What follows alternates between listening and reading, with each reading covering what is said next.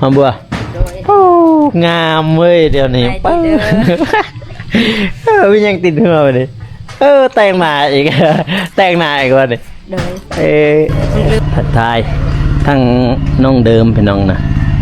สบายดีบ่จิ๊บสบายดีโดยเฮ็ดยังนี่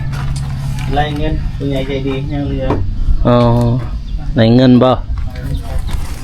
ให้น้องเดิมก่อนน้องเดิมสดใสได้มื้อนี้นี่โอ้สวยนี่งามพี่น้องเอ้ย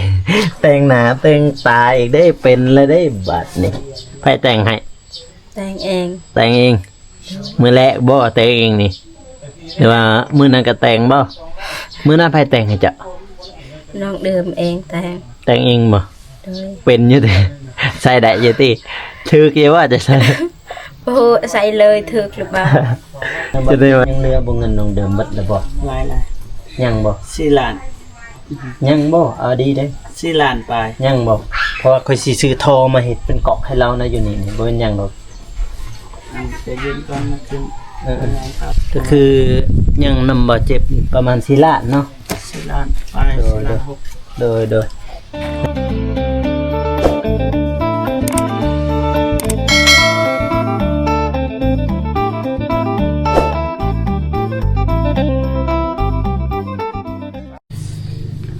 ปะโถเนาะมาเมื่อนี้หลังที่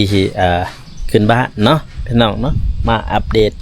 ข่าวสารให้พี่ให้น้องได้รับชมเนาะพี่น้องเนาะเห็นบ่บ้านน้องเดิมก็สำเร็จเสร็จสิ้นเจ้าก็ขึ้นเรียบร้อยพี่น้องไงขึ้นแล้วก็ง่ายๆก็100%เนาะในยูดได้ขึ้นได้เศร้าแล้วพี่น้องเนาะมาเอาเตียงกำลังเดินทางมาเนาะจากบ้านน้องสาลีพี่น้องโอ้โหตัวงามเลยงามบ่พี่น้องเนาะบางคนก็อยากเห็น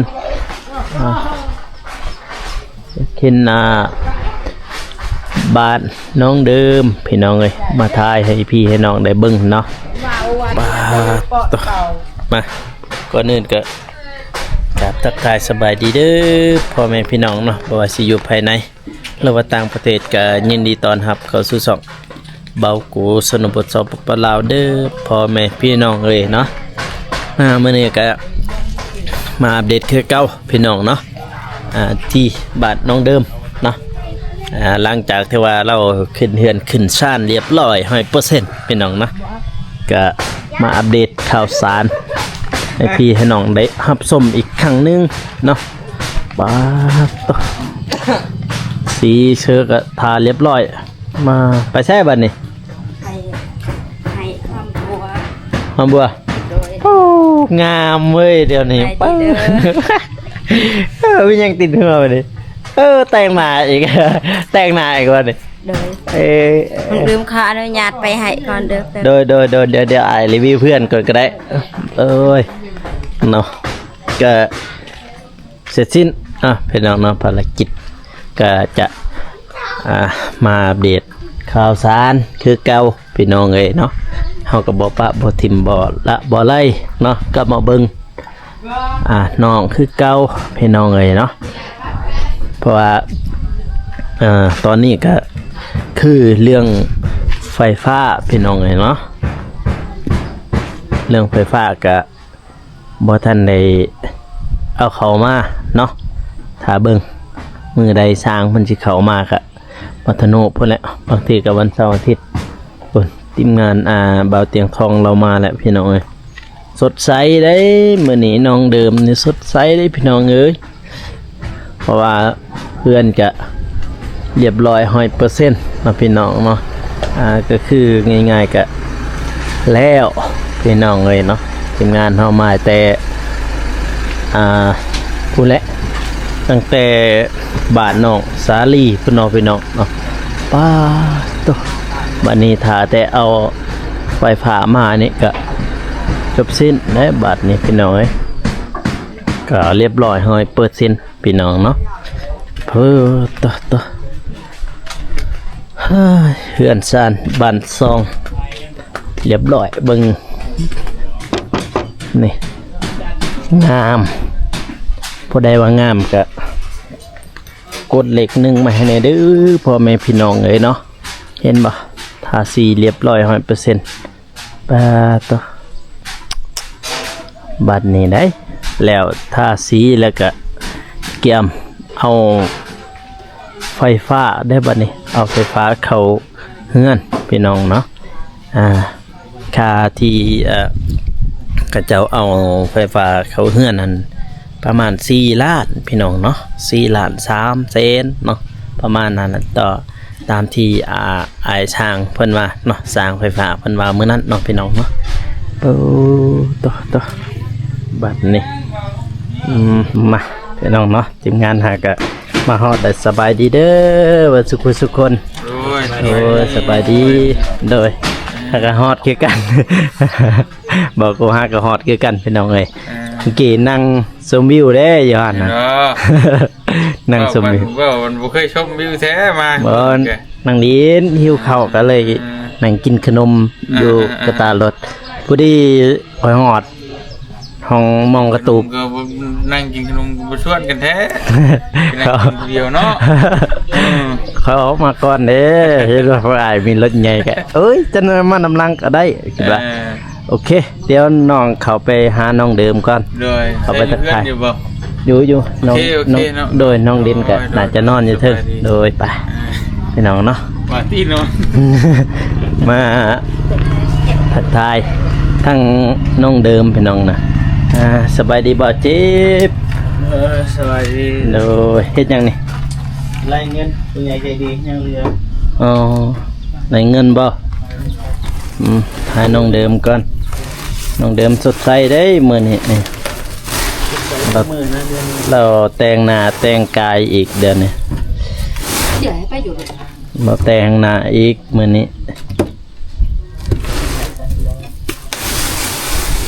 ไปอันนี้ใส่ถากเจ้าบ่เจ็บอันนี้ตัวมือหวานนี่ค่อยเอาออกแต่นั้นมาเสียบขึ้นอยู่หั่นน่ะใส่ถากแต่นั้นค่อยเอาออกมาเมื่อวานเด้พี่น้องเนาะมาอัปเดตข่าวสารให้พี่น้องได้เบิ่งคือเก่ายันว่าลืมน้องเดิมแล้วเฮาบ่ได้ลืมเด้อพ่อแม่พี่น้องเนาะก็มาอัปเดตบ่เจ็บสากบ่นี่บ่สากเฮาสากได้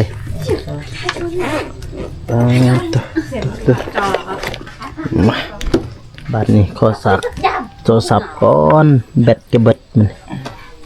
นี่แหละว่าอยากได้แบบนี้แหละมาใส่นี่ครบทิมแล้วนะ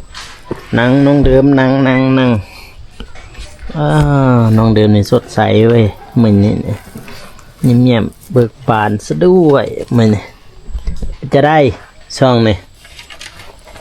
นั่งกันถึงเลยสัมผัสเดินจะได้ช่องนี่นอนหลับฝันดีอยู่บ่ นอนหลับ ฝันเห็นยังนะบ่เห็น บ่ได้ฟันเห็นยังนอนหลับสนิทเลยบ่ฮู้อีหยัง บ่จื้อว่าความฝันน่ะ บ่ มันขึ้นบ้านใหม่แล้วได้ ขึ้นเฮือนใหม่แล้วได้มาจื้อความฝันบ่ 200เงินลาวที่เท่าไหร่ 200เหรียญ200เหรียญก็4ล้าน200เหรียญไหน แม่ 200เหรียญก็4ล้านเนี่ย100นึงก็2ล้านเด้ บ่มีป้ายบ่ ป้ายบ่ป้ายก็ประมาณ200,000 100นึงก็100นึงก็2ล้าน100,000ติประมาณนั้นน่ะ เด้อบ่ควรนะ เด้อโอ้สวยในงามพี่น้องเอ้ยแต่งหน้าแต่งตาอีกได้เป็นแล้วได้บัดนี่ไผแต่งให้ แต่งเอง แต่งเองมื้อแรกบ่แต่งเองนี่หรือว่ามื้อนั้นก็แต่งบ่มื้อนั้นไผแต่งให้เจ้า น้องเดิมเองแต่งเองบ่ โดย เป็นอยู่ติใส่ได้อยู่ติถือกี่ว่าจะใส่ โอ้ใส่เลยถึกหรือเปล่า จะได้มาถ่า ถ้ามองอีสังนี่นะมองอีสังน่ะพี่น้องเนาะมาเข้ากับน้องเดิมก่อนเข้ากับน้องเดิมคนงามก่อนปะจะบัดอีฟันยังบ่ส่วนนี้ขึ้นบ้านไม่เลยขึ้นสิยังวันจันทร์มาจะขึ้นเนาะ โดย วันคานวันพุธ3 คืนแล้ว3 คืนเลยบ่ได้ฟันยังบ่บัดนี้ย้ายไปตอนนั้นหลายคนนี่บ่เข้ามา ขึ้นเฮือนบ่ โดย หลาย มาไหม ให้นาหลาย เอื้อยอันนั้นจะก็มาบ่แต่ทำไมอ่ะ หมา เมื่อวานเพันอยู่บ่เมื่อวานเนี่ย อยู่ มืออายมอบเงินก็อยู่บ่ อยู่ บ่แม่นผมสั่นหั่นบ่ เอ้ยนอนอยู่นี่ตอนพออายมาเมื่อวาน มืออายมอบเงินหั่นบ่ โดย เอ้ยข่อยก็บ่ได้เห็นเพิ่น ว่าเพิ่นขาเบิ่งโลก เขาเบิ่งลูกน้อยบ่ โดย อ๋อเฮาก็บ่จื้อดอกขอยว่าสิถามอยู่ข่อยว่าละเมื่อแล้วบ่ก็ฮู้อยู่มาน่าจะมาอยู่พี่น้องเนาะมือเราขึ้นเฮือนเด้มาแสดงความยินดีกับน้องเดิมพี่น้องเนาะเราแต่ว่าเบากูบ่ได้มา ฝนตกทางบ้านข่อยทางนี้ตกแห้งมาทางนี้ มือขึ้น มือ เฮือ ไม่ น ขึ้นเฮือนครับ ตกห้าง ตกแห้ง โดย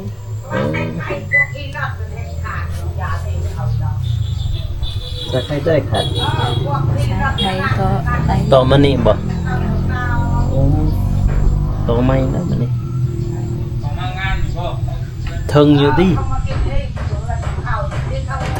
เขาต่อสายไฟทึงอยู่ที่สายไฟตรงขาตัวเก่ามาบนทึงเลยโอ้สาวนักเรียนม .4 คนบ่ทึงจึงมากันมาอื่นน้องเด่นเด้ อยู่ถึงเฮือน ทึงงานบ่ โดยเรานอนพักผ่อนเมื่อย อืมเต็มทีแล้วเนาะมือขึ้นเฮือนเนาะได้ฟอนอยู่บ่ฟอนอยู่ว่าลำวงน่ะ พอนข้าวเดียว ฟอนครั้งเดียว โดย เขาอ้อมนี่เลยบ่อ้อมกองล่างเนี่ยบ่ โดย หรือว่าเขาอ้อมเฮือนอ้อมตัวใดเขาฟอน อยู่ในออสโดยตัวการในบ้าน เขาฟอนอ้อมนี้ผมก็บ่ได้มาพี่น้องเอ้ยเพราะว่าทางบ้านเบาโกฝนตกแห้งทางนั้นทั้งฟ้าทั้งฝนแต่ว่าฝนนั่นใครแน่อยู่พอได้ลิ้นโทรศัพท์พอได้เปิดคลิปเปิดอิหยังอยู่หันตะยี่ทั้งฝนทั้งลมทั้งฟ้าเริ่มมาหม่าวบ่กล้ากัน นี่ก็คือกัน นี่คือกันบ่ ฝนตกแรงกับพายุเอก ลมพัดแล้วเนาะ เออ วันนี้เป็นเฮือนครัวแหละพี่น้องเนาะเฮือนเราเนี่ยจากเฮือนน้อยไปเป็นเฮือนใหญ่เนาะ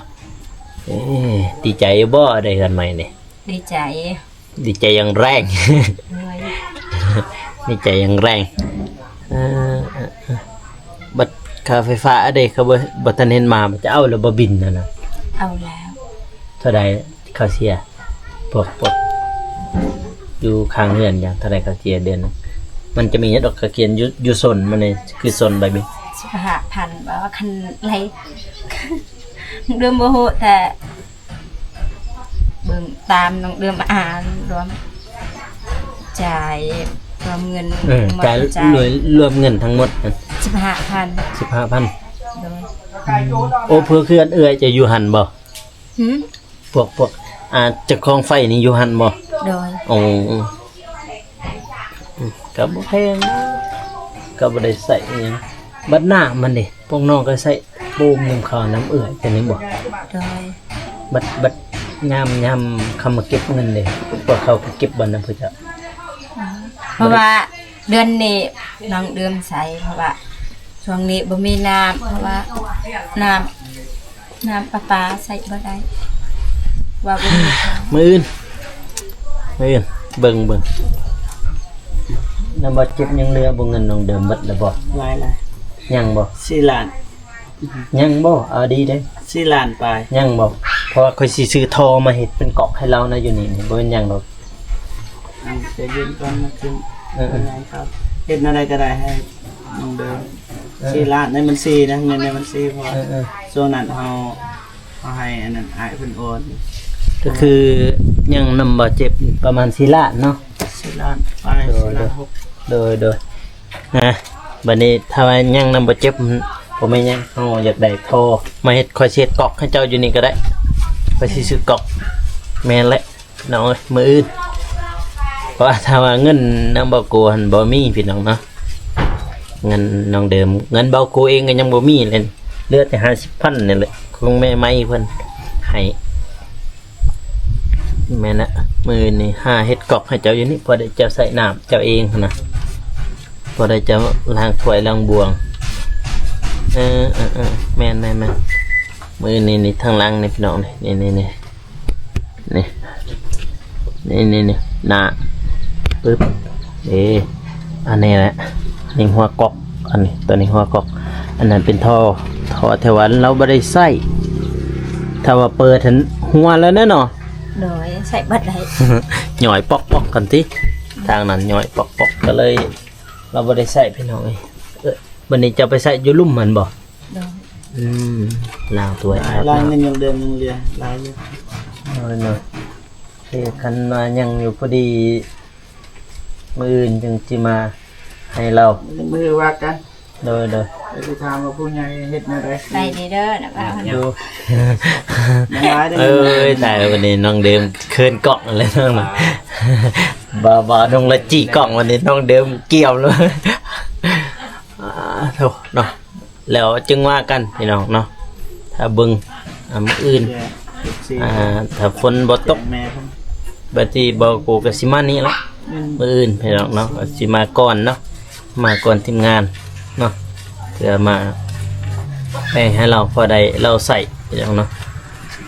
ก็สำเร็จสิ้นพี่น้องเรื่องซ่านแล้ว ยังมีแต่ค่าไฟเนาะค่ายังแต่ค่าไฟฟ้าเกี่ยมแต่ให้พนักงานไฟฟ้ามาเอาลงก็สำเร็จสิ้นเขาบอกแล้วว่ามื้อใดไฟฟ้าสิมาบ่ทันบอกบ่ มันขึ้นจำเฮา เป็นคำเฮาบ่ ขึ้นจำเฮา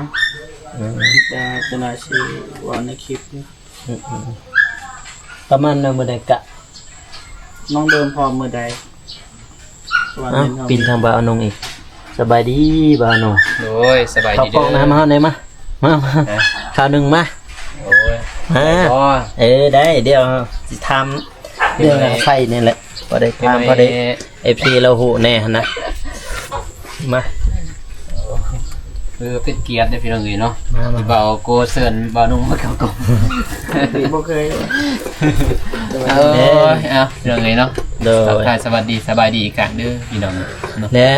มันถามเรื่องไฟนี่แหละมันขึ้นกับเฮาบ่ ตัวหาสิ กับ บอก เฮานี่แหละ บอกว่า น้อง มื้อใด เดิม มื้อ แม่ เพราะว่าก็ขึ้นกับเฮาแหละเพราะว่าเฮาก็ยังทันเอาเอกสารนี่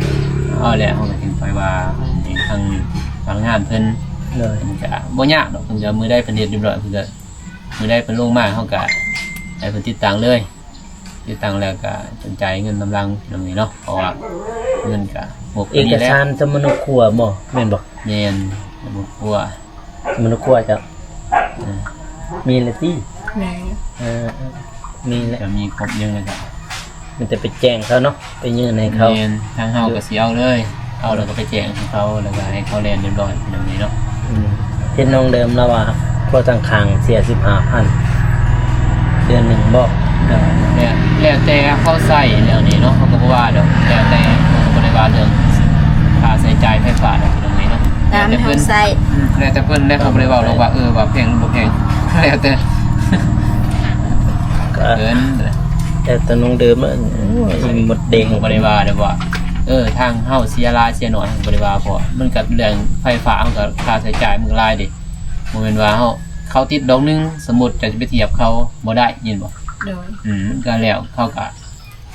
ดอกไฟเลยมันก็ต่างกันเลย เขาใส่ดอกน้อยบ่เขาใส่นิ่งแน่เขาก็หลายอย่างเขาใส่พัดลมพัดลมมันก็ต่างได้มันก็เสียต่างได้บัดมันบ่แม่นว่าสิครอบครัวนั้นคือว่า15,000มันครอบครัว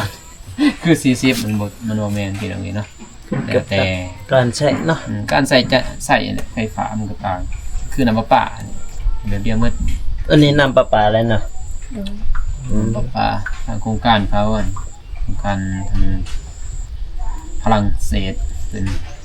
ให้ทางบ้านแล้วก็เก็บว่าเก็บเจ้าเสียรายก็ตามกรุงเตอร์กันแหละ บัดเดือนหลังนี่น้องเสียเท่าไหร่น้ำประปาเนี่ยจื้อบ่ 5,000 สังเสียกรุงเตอร์บริษัทเป็นใด บ่ได้สู้ได้ใช้โอเคก็ประมาณนั้นพี่น้องเนาะขึ้นกับทีมงานเฮาเมื่อได้ทีมงานเฮาพร้อมแล้วว่าเอกสารพร้อมที่ไปยื่นให้พนักงานไฟฟ้าพี่น้องเนาะจะให้ เรื่อง เพิ่น ฟอร์ม มา เขาฟอร์มอยู่แล้วเฮามีแต่เขาบ่มีเวลาให้ซื้อนะ ให้เขามาติดตั้ง นี่ พี่น้องเนาะเดี๋ยวติดตั้งก็จบบริบูรณ์เสร็จสิ้นเรื่องค่าไฟแล้วก็ห้องน้ำยังแต่ห้องน้ำได้ขึ้นมากันเนาะ ได้รู้ว่าแล้วแต่บ่งบมองบ่มีเลยเฮาก็มีแต่ว่าติดไฟให้แล้วก็แต่ว่างบมีหรือบ่มีเฮาก็บ่ โดย แต่ผู้ใหญ่เพิ่นนั่นแหละก็เลยว่าให้ซอยนั้นซอยนี้นะเดี๋ยวแต่มันสะดวกเป็นได้เฮือนได้ซ่านได้ก็ดีมีความสุขแล้ว โดย ยิ้มแย้มและนอนแล้วโอ๊ยฝันดีแหละ จากฟันนี่ยังบ่ถามครับบริจือความฟันแล้ว โอ้ยนอนแล้วบ่จัก นอนหลับ นอนรับฝันดีแล้วเกินมาฝันดีแล้วมันลืมเลย ลืมแล้ววันนี้หลับเลยนะหลับสนิทเลยพี่น้องเอ้ยโอเคนั่นเป็นน้องเนาะได้เห็นคลิปนี้ก็อย่าลืมฝากกดไลค์กดติดตามเนาะ เจ้าคิดบ่ โดย ไว้ว่าเนี่ย ได้แล้ว แกไม่ให้ย้อนยาวละกะต่อเลยนะโอเคคลิปนี้ก็อย่าลืมฝากกดไลค์กดติดตามเด้อพ่อแม่พี่น้องเนาะเพื่อเป็นกำลังใจให้เบาโกแล้วก็ทีมงานแล้วก็น้องเดิมน้องเด่นเนาะน้องเด่นหนึ่งเข่าโอ้คักวันนี้น้องเด่นหนึ่งเข่าวันนี้เราสดใสได้วันนี้นี่โอเคคลิปนี้ก็อย่าลืมฝากกดไลค์กดติดตามเด้อพ่อแม่พี่น้องเนาะสำหรับคลิปนี้เบาโกขอลาไปก่อนเด้อแต่ว่าเข้ามาสบายดีพี่น้องโอเค